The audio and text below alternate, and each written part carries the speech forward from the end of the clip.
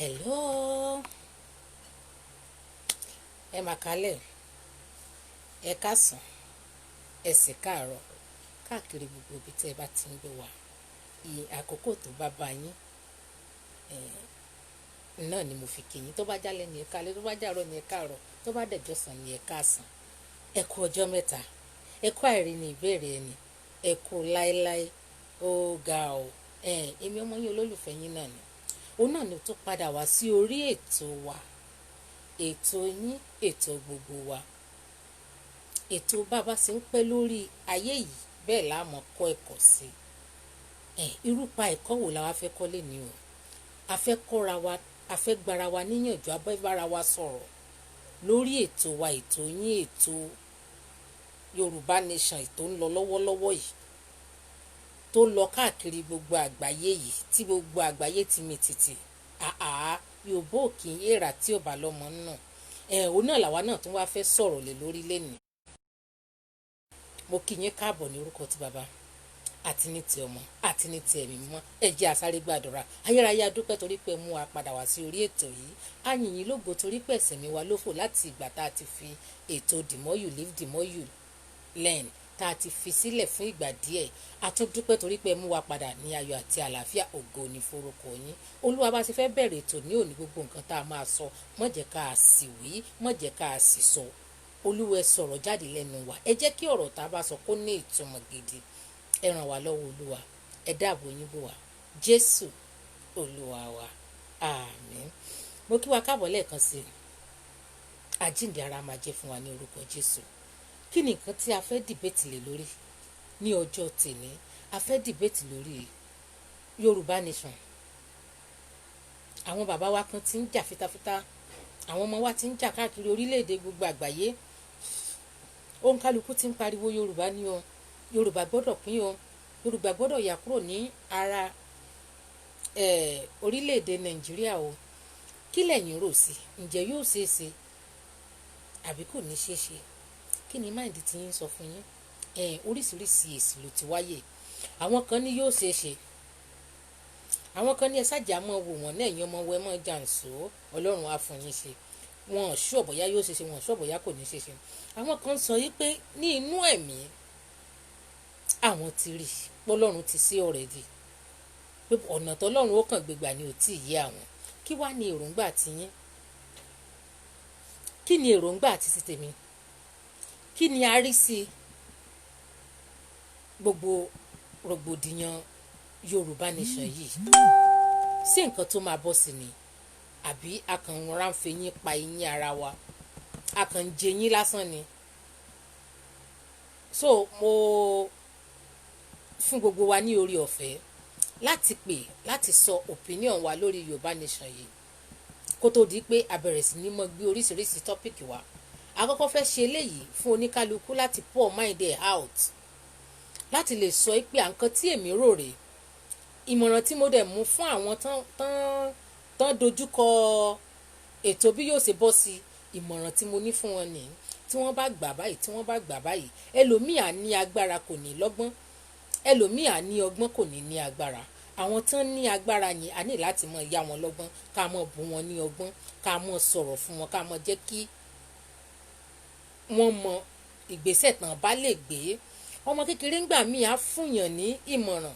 Ìmọ̀ràn yìí ó dẹ̀ jẹ́ nǹkan tó máa ran ilé ayé èèyàn lọ́wọ́, tó dẹ̀ jẹ́ pé gbogbo àwọn àgbàlagbà tí wọ́n wà yíká ẹni yẹn, wọn ò lórí ọ̀fẹ́ àti fún un ní ìmọ̀ràn tó péye tó eléyìí tí ọmọ kékeré fún un. So ìmọ̀ràn táwa náà bá contribute láti bí báyìí, tá a bá fi ránṣẹ́ sí gbogbo àgbáyé, tí gbogbo àgbáyé gbọ́, wọ́n á tún gbọ́, wọ́n á tún rẹ̀ pé eléyìí tí wọ́n tún fi ránṣẹ́ láti Israel yìí náà ó tún ní ọgbọ́n nínú. So eléyìí a fi ètò alákọ̀ọ́kọ́ yìí sílẹ̀. Àṣé lánàá mistakenly mo delete ẹ̀. So I'm very sorry, that's why I fi bring it back to stage today. So please, if you have one or two things to say about this program before kó tó di pé àwọn máa gbé àwọn topic táwọn máa debate lé lórí, kó tó di pé àwọn máa gbé àwọn topic jáde. Èyí is free grant. Anybody ló lè contribute, anybody ló lè sọ̀rọ̀ opinion yín tẹ́ ẹ rò lé lórí ǹjẹ́ yóò ṣeé ṣe bí àbí kò ní ṣeé ṣe. Ẹ bá ní wá nǹkan fìdílé kàsímọ́ gbọ́ ọ̀rọ̀ lẹ́nu àwọn onírúurú ènìyàn tó máa bá wa fi ọgbọ́n àti ìmọ̀ àti làákàyè tí Ọlọ́run yọ̀ǹda fún wọn tí wọ́n máa fi bá wa dá sí i.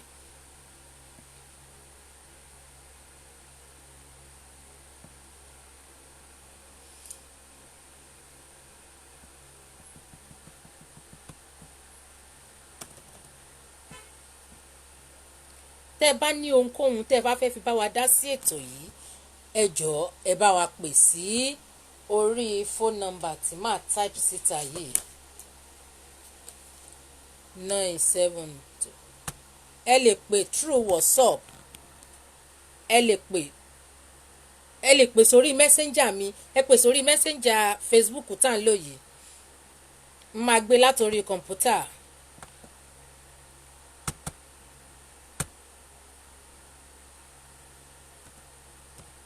So mo ti ń type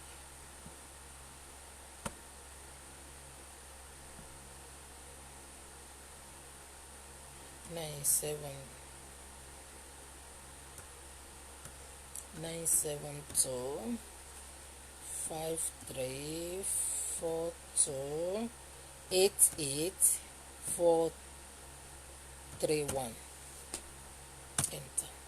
So mo ti send phone number tẹ́ lè bá wa pè sí.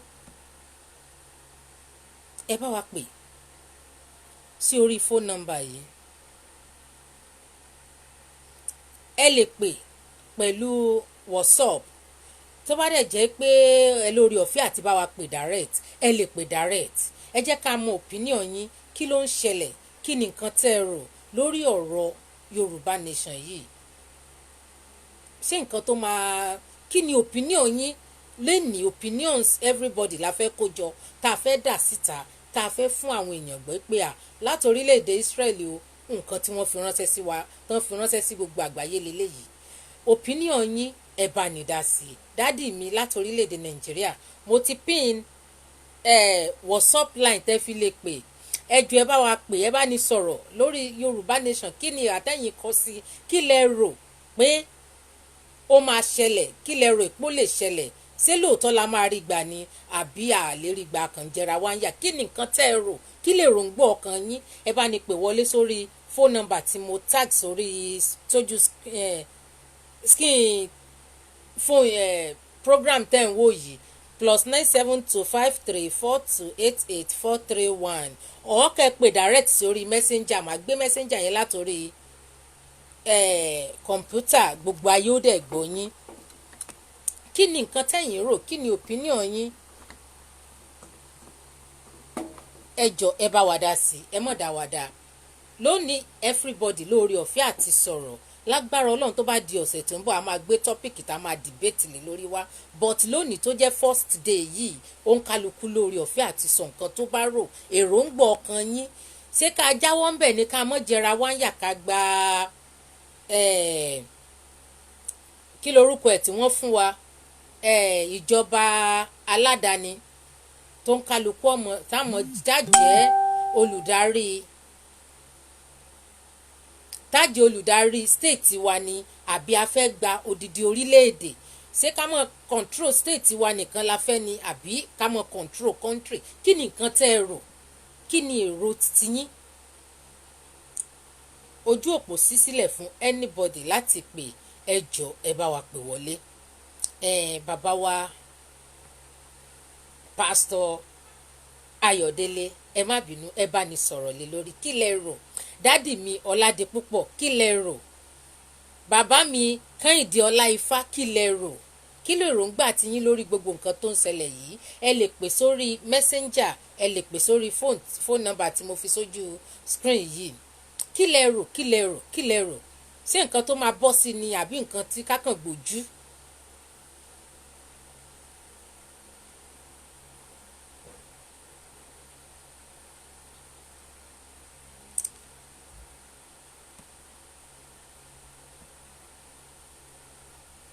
Mo ń retí kọ́ọ̀lù o ẹ̀yin dádì mi ẹ mọ́ ṣaláì pé o kọ́ńkálukú wá contribute nǹkan tẹ́ ẹ bá rò àìdíà yín kí lẹ rò pó lè ṣẹlẹ̀ lórí Yorùbá nation tí à ń jàjàgbara lé lórí yìí. Mr. Kẹ́hìndé Ọláìfá, kí ni èròǹgbà ọkàn tiyín? Bàbá mi Ọládipúpọ̀, kí lẹ rò? Ẹ pè sórí messenger, ẹ feel free, ẹ pè sórí messenger, ẹ pè sórí WhatsApp, ẹ jẹ́ ká jọ dá sí i.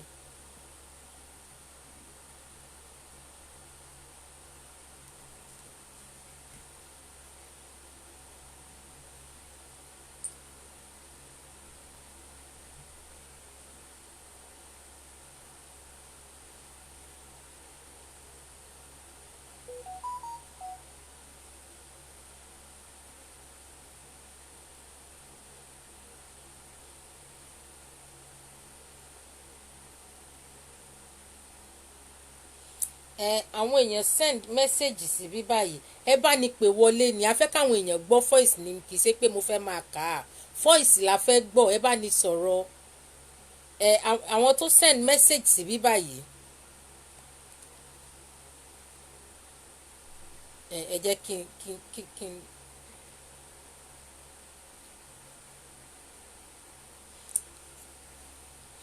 Mr. Akínníyì Babájídé, wọ́n fi àtẹ̀jíṣẹ́ ránṣẹ́, bóyá ara àwọn tó ń wò wá underground ni. Wọ́n ní bí àwọn ṣe rò, báwọn ṣe feel ẹ̀ ní títí àwọn rí bí nǹkan tí Ọlọ́run lọ́wọ́ sí tó dẹ̀ ti ṣe é ṣe, pé Ọlọ́run á jẹ́ kó ṣe é ṣe, pé ìdùnnú gbogbo àwọn ọmọ Yorùbá náà ní pé kó ṣe é ṣe, so Ọlọ́run á jẹ́ kó ṣe é ṣe o. Bàbá wa Babájídé, thank so much. So ẹ bá ní dá sí nǹkan tó wà nílẹ̀ yìí, ẹ̀yin èèyàn mi, ẹ má dá mi dá.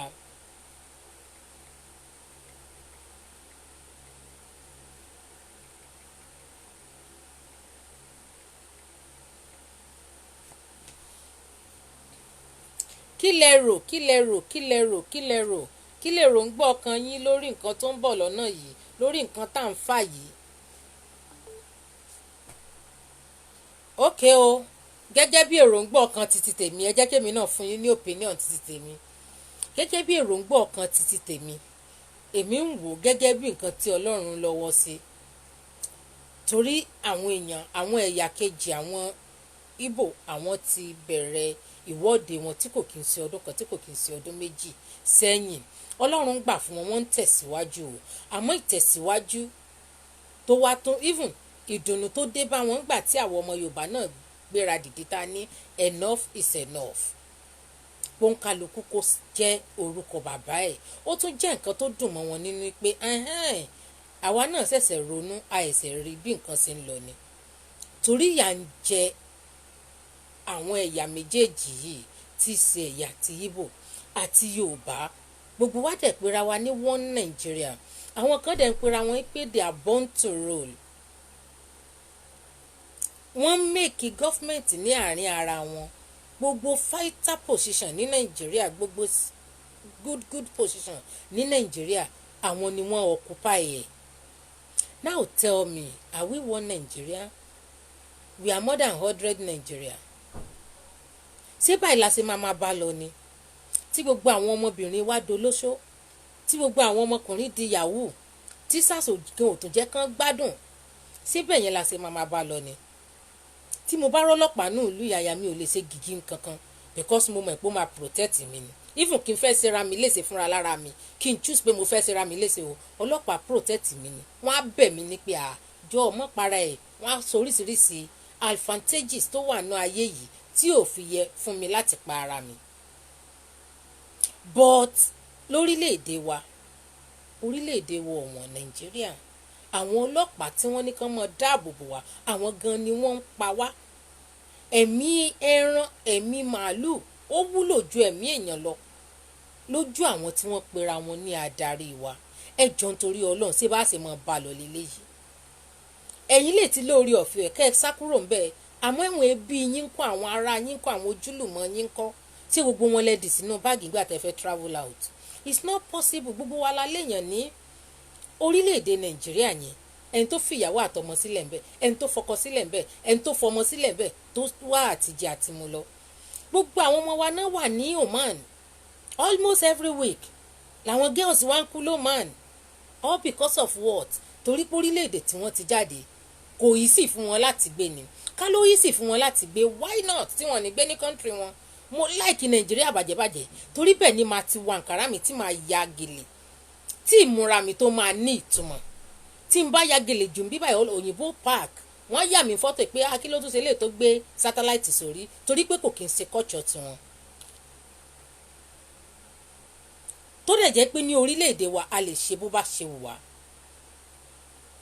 Tí àwọn kan ti wá gba agbára, tí àwọn alágbára lókè tí wọ́n fún wọn ní agbára tán ti wá fún wọn lágbára lórí gbogbo àwọn tí wọ́n jẹ́ ọmọ onílùú tí wọn ò lè mímọ́. Ẹ̀rù ń bà àwọn èèyàn láti travel. Tẹ́lòmíì bá fẹ́ travel from Lagos to Osun State á fast fún 3 days pé kọ́lọ́run ó pọ̀nà mọ́. Mo dẹ̀ ní ìgbà tó jẹ́ pé mò ń gbé ní Asdod tí màá pẹ̀lú ọmọ mẹ́ta màá wá drop ọmọ sí Tel Aviv màá dẹ̀ lọ ṣiṣẹ́ ní Benyamina. It's more than Lagos to Osun State distance. Nígbà yẹn tí mo dẹ̀ ń lo everyday mi ò dẹ̀ ronú pé nǹkan kan máa ṣẹlẹ̀ lọ́nà. Nǹkan kan ò dẹ̀ ṣẹlẹ̀ lọ́nà. Long distance 45 minutes from Asdod to Tel Aviv. Màá gbọ́mọ sílé babysitter tó kí n tó tún travel another bí 45-50 minutes with train lọ sí Benyamina kí n tó lọ ṣiṣẹ́, lọ sí Esilia lọ ṣiṣẹ́, lọ sí Ranana lọ ṣiṣẹ́, and I have rest of mind pé kò sí nǹkan tó máa mú mi lọ́nà. Even tí nǹkan bá fẹ́ mú mi gan-an wọ́n á sáré, everybody ló máa sáré rescue mi. Nigeria is not like that. Ìlú tí ó bá jẹ́ orílẹ̀-èdè tí àwọn ọmọ aláìléèyàn tí wọ́n bá ti lè jẹ́ èèyàn kò kì í sí orílẹ̀-èdè. Àwọn ọmọ tí ò bá mọ̀ èèyàn tó bá graduate kan graduate sọ́lọ́run lọ́rùn ni. Kò ń ṣe pé bóyá ṣẹ́ kan bẹ́ẹ̀nbì kan. Àwa gan tá kì í sọ ọmọ onílùú nínú ìlú yìí a sì ti lè jẹ, a lè mu. Even eléyìí tó gbowó oṣù kéré jù ó lè san minimum wages wọn ní Nàìjíríà at least ó sì ti lè employ bí èèyàn 2-3. Now tell me kí ni ìtumọ̀ one Nigeria tá à ń pariwo when our mind is not together, when we don't have the same benefits. So àwọn kan dàbí ẹrú, àwọn kan dàbí ọmọ. Wọ́n ń treat àwọn kan bí ọmọ, wọ́n ń treat àwọn kan bí ẹrú. Ṣé bá ṣe fẹ́ continue lélẹ́yìí? Ẹ má jẹ́ kí èmi nìkan ọmọ dà sọ. Kí lẹ rò ẹ̀yin dádì mi? Ẹ̀yin mọ́ mi lórí ètò. Kí lẹ rò ìpa lè ṣe? Ṣé bá ṣe máa bá lọ lélẹ́yìí? Okay, ẹ̀yin ti wé pé ti bọ́m̀bẹ̀ torí pé ti lórí ọ̀fẹ́ àti travel kúrò ní Nàìjíríà. Bọ́m̀bẹ̀ o torí ìyàwó àtọmọ yín bẹ́m̀bẹ̀. Ẹ̀gbọ́n yín àbúrò yín bẹ́m̀bẹ̀. Tí bọ́m̀bẹ̀. Even gan tẹ́ bá ṣiṣẹ́ tẹ́ dàgbà sókè òkun á wù yín pé kẹ́ wá rìtáyà sí ìlú yín, ìlú bí tẹ́ fẹ́ rìtáyà sí dà. Tẹ́ bá lè arrive pẹ́rẹ́ tán mọ́ ìpẹ́ dé láti South Africa gan lásán tọ́jọ́ ń dá the same kẹ́ dé láti Ghana. After 3 days àwọn area boys máa wá kí yín pé ẹ pẹ̀lẹ́ káàbọ̀ kí lẹ bá wọn mú bọ̀. Ṣèlú nìyẹn. Sọ́kè èèyàn balẹ̀ àwọn ọba wa wọn láṣẹ lẹ́nu wọn torí pé àwọn ni wọ́n fi ọba jẹ.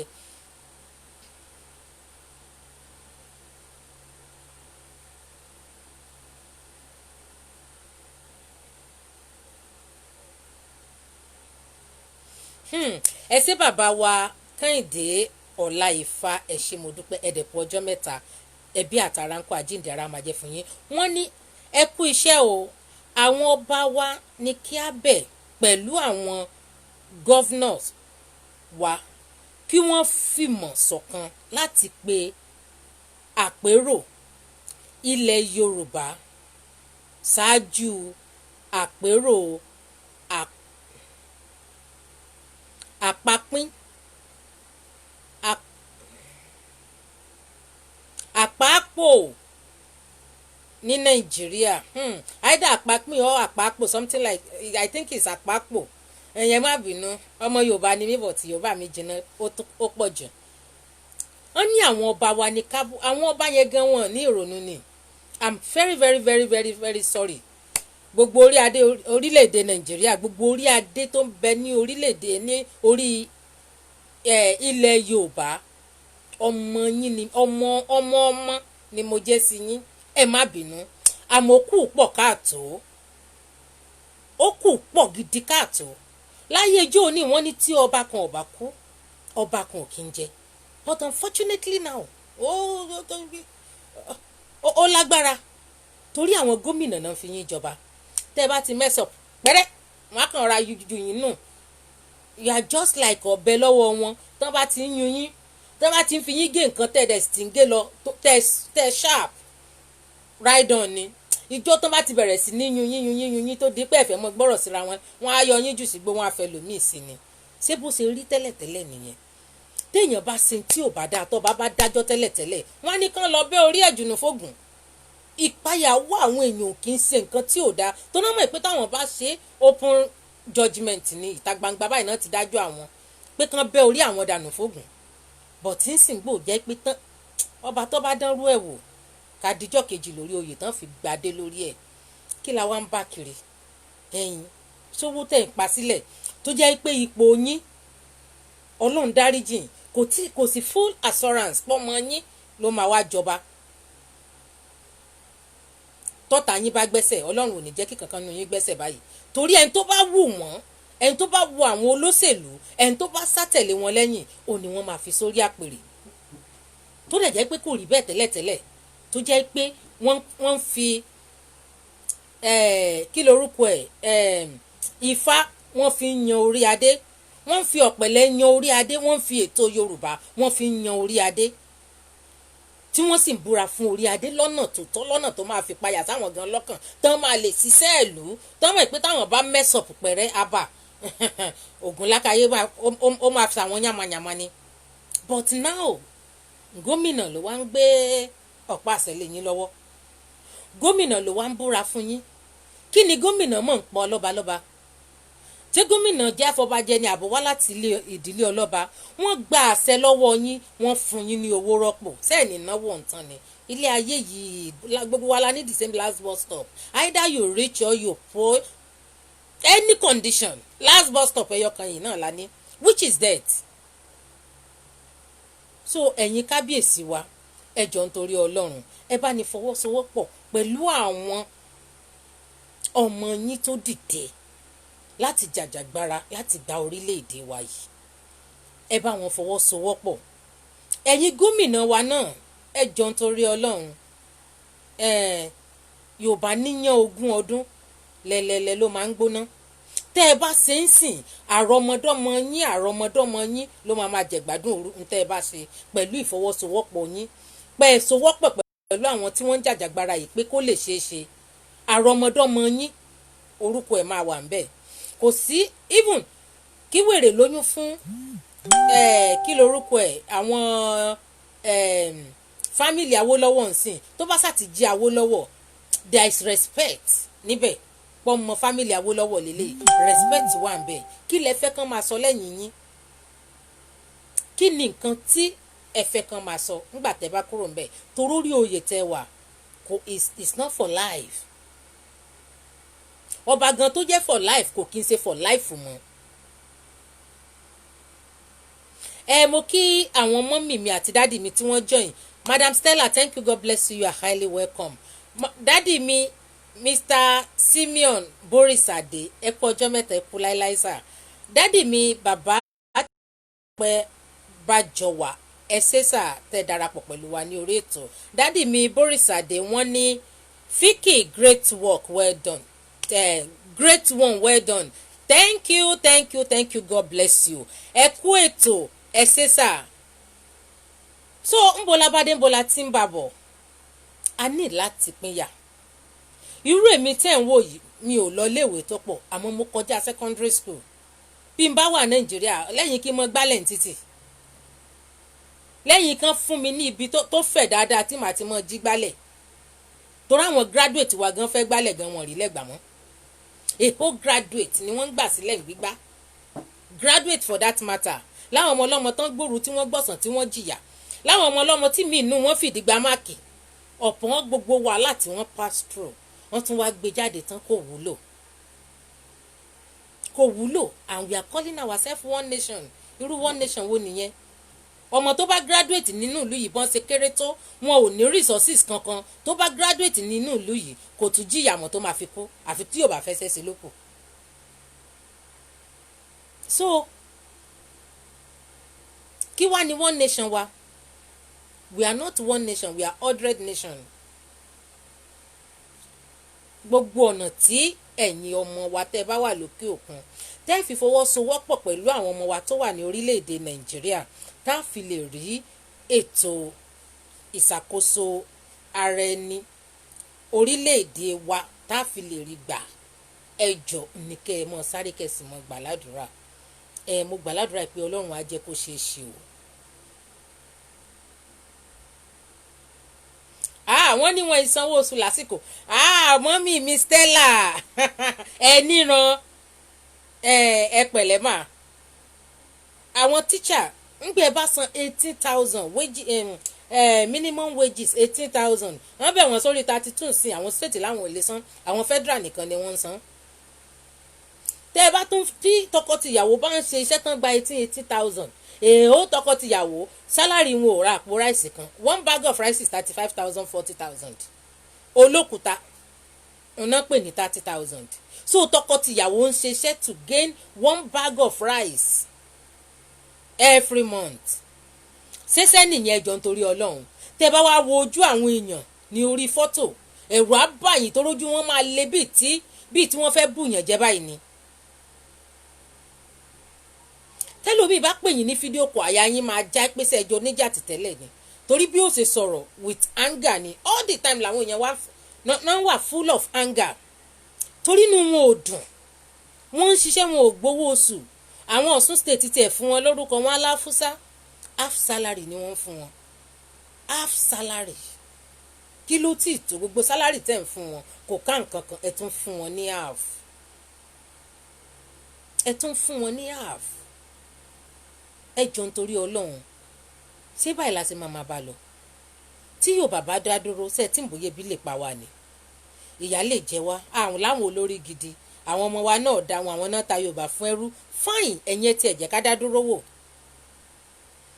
ẹ jẹ́ kọ́lọ́run sàbí Sàtánì kọ́lọ́run yà wá ya àsìtánì náà ká dá dúró wò ká wá wò ó bóyá Ọlọ́run á ṣe bóyá Ọlọ́run ò ní ṣe tó tiẹ̀ dá mi lójú pé Ọlọ́run máa ṣe ni torí ẹnu á lè kára nígbà yẹn ẹni tó bá fẹ́ ṣe rán dáradára nígbà tán bá kójà lọ́ba nígbà tán bá fi waste bí èèyàn méjì mẹ́ta àwọn tán bá wà ń bẹ̀ yòókù wọn á corporate níbo là ń lọ kò sẹ́ni tán bá fowó sí náà ẹ̀yin kan ń kó lọ sí òkè òkun àwọn kan wà lé wọn ń jẹbi what is this wọ́n wá ń pè wá ní sit all wọ́n ń pè wá ní zoo táwọn tó dẹ̀ pè wá bẹ́ẹ̀ bí fọ́ọ̀kan tó pè wá bẹ́ẹ̀ wọ́n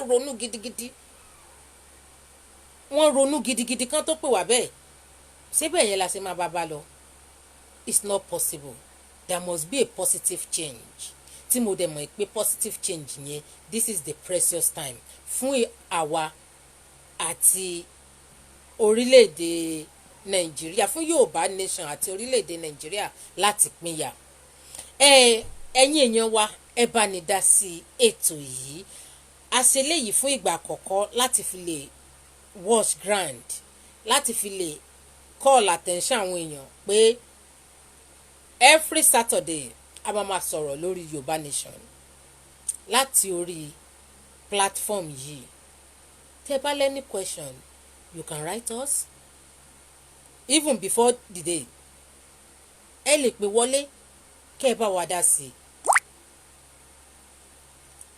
So mo expect more action more effort ní next week ẹ má jẹ́ kí n gba àkókò ẹ̀yin tí ẹ wà pẹ̀lú mi ẹ ṣé mo dúpẹ́ mo really appreciate bẹ́ẹ̀ ṣe dúró tì mí Ọlọ́run á dúró tì yín so ìpàdé wa ó tún di ọjọ́ Saturday next week tí program yìí á dẹ̀ mọ́ wáyé ní every Saturday by God grace so mo kí ìyá mi dáadáa Madam Stella ẹ ṣé tẹ́ dúró tì mí God bless you a tún máa pàdé ní ọjọ́ Saturday by the special grace of God ẹ ṣé mo dúpẹ́ orúkọ mi ò yí padà o Victoria náà ni orúkọ mi mo dẹ̀ ní àwọn nǹkan tí mo lè polówó fún yín ẹ̀yin tí ẹ bá wà ní àwọn advanced country advanced country advanced country nìkan láti lè rí àwọn product yìí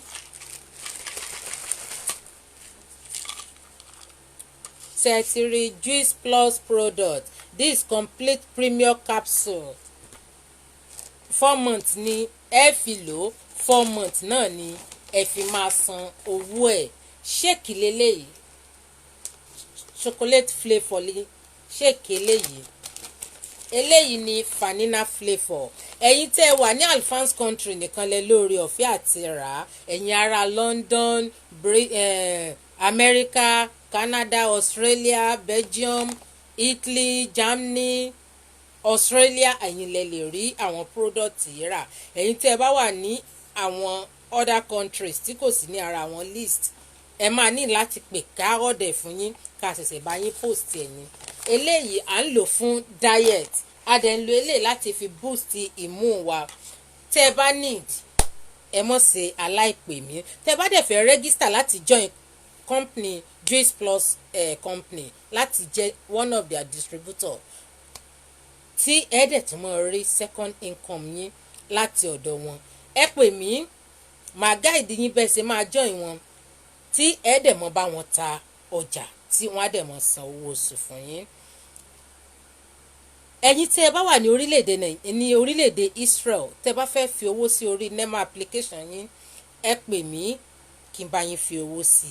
Tẹ́ bá dẹ̀ tún fẹ́ send owó sí Nàìjíríà with very very good and bearable sending fee, ẹ pè mí, á bá yín transfer owó sí àkáǹtì yín ní Nàìjíríà. Ẹ̀yin tẹ́ bá dẹ̀ tún fẹ́ gba short loan ní orílẹ̀-èdè Israel, tẹ́ fẹ́ gba one month short loan maximum of 2,000 shekel, ẹ pè mí, orí ọ̀fẹ́ yẹn náà ti wà. Ẹ̀yin tẹ́ bá tún wá lówó ní Nàìjíríà, tẹ́ ní ìdí shekel ní Israel, tẹ́ fẹ́ kí a bá yín gba owó ti Nàìjíríà ká fún yín ní shekel ní bí báyìí, ẹ tún pè mí náà the same thing, orí ọ̀fẹ́ náà ti wà.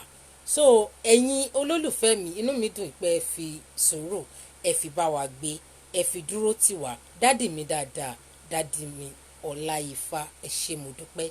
God bless you abundantly. Dádì mi Pastor Bọ̀bọ́lá, thank you, God bless you sir. Ẹ ṣé, mo rí àwọn like tẹ́ fún mi, mi gan like yín bàjẹ́. Dádì mi tó tún ṣẹ̀ṣẹ̀ join wa, dádì mi Added TV, Adésẹ̀kọ́, ẹ ṣé tẹ́ darapọ̀ pẹ̀lú wa, Ọlọ́run á dúró tì yín. Èmi ọmọ yín olólùfẹ́ yín Victoria, òun náà ló ń sọ̀rọ̀ láti orí ètò wa, ètò yín The More You Live The More You Learn, tí alẹ́ nípa Yorùbá Nation ní èní. Ìpàdé wa ní ọjọ́ Saturday tó ń bọ̀ bí oyin ni o, wọn ò ní fi ẹlòmíì ṣe yín, wọn ò ní fi ẹlòmíì ṣe èmi náà. Kó tó dìgbà náà, ọmọ aráyé ò ní dẹ́mi wa légbodò. Ọ̀rọ̀ táwa sọ tá ní sọ mí mọ̀, Ọlọ́run ò ní fún wa lórí ọ̀fẹ́ àti sọ. Eléyìí tí Ọlọ́run bá fún wa lórí ọ̀fẹ́ àti sọ, á tún sọ ọ̀pọ̀lọpọ̀ lẹ́yìn èsì. Ẹ ṣé mo dúpẹ́ o. Thank you, God bless you. See you next week Saturday. Oh, mommy mi Jésù mo di mú. You are highly welcome. God bless you. We are about to leave before you arrive. See you on Saturday. Love you all. Bye.